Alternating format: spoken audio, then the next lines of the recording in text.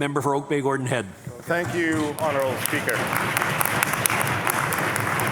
Honourable Speaker, February's business-as-usual budget contained little, if anything, for childcare, education, affordability, those in need of social assistance, or the fentanyl crisis. And during the election campaign, Honourable Speaker, the Minister of Finance told the Vancouver Sun, and I quote, "We have resisted consistently the temptation to go out and make all these pledges and promises." He argued that they would be unaffordable. The Minister of Finance further, Honourable Speaker, argued this. He said, "The decision to forego the all toll revenues in the way the NDP announced will guarantee a credit downgrade." Now we're told, Honourable Speaker, that there's $1 billion to spend on early childhood education. There's money to increase social assistance rates, to invest in parks, and to address the fentanyl crisis, and so on and so on. And this can only be described as a rather dramatic change of heart, Honourable Speaker. My question, Honourable Speaker, through you to the Minister of Finance is this. How do you explain to British Columbians that you suddenly found over $1 billion in the last couple of weeks to fund programs and initiatives that have been dismissed and starved for years of resources, and this has only happened in the last couple of weeks? Minister of Finance.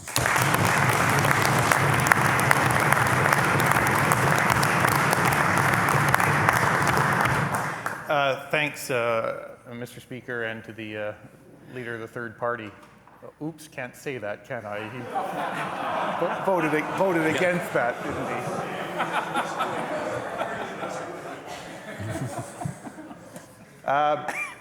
Actually, I do appreciate the question because the answer is pretty straightforward. The economy that was already leading the country, the economy that was already producing more jobs than anywhere else in British Columbia, the economy that was already in February providing more opportunities to more families than anywhere else in Canada, has actually, Mr. Speaker, gotten better.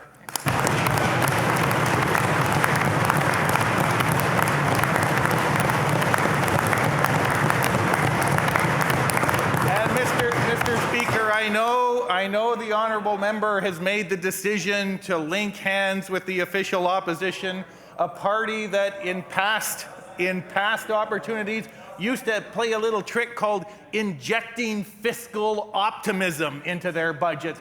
Mr. Speaker, we didn't do that. We didn't have to do that because the economy in British Columbia continues to lead Canada in all the ways that matter.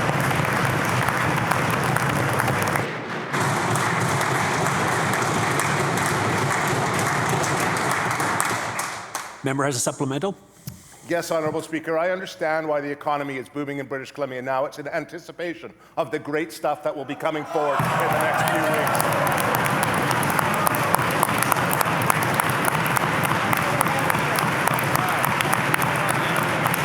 Investment is coming to BC like never before, Honourable Speaker.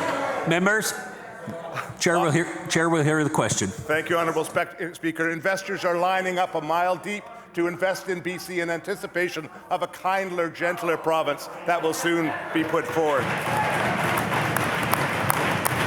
You know, Honourable Speaker, last week the Vancouver Sun noted that the Premier offered no apologies for dramatically flip-flopping on so many positions from the election.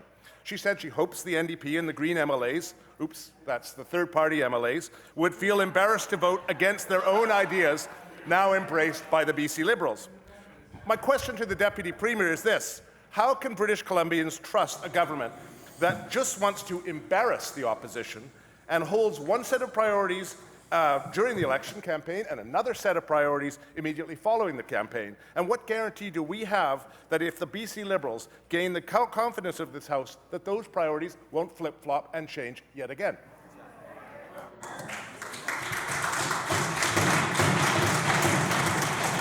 Minister of Finance. Thank you.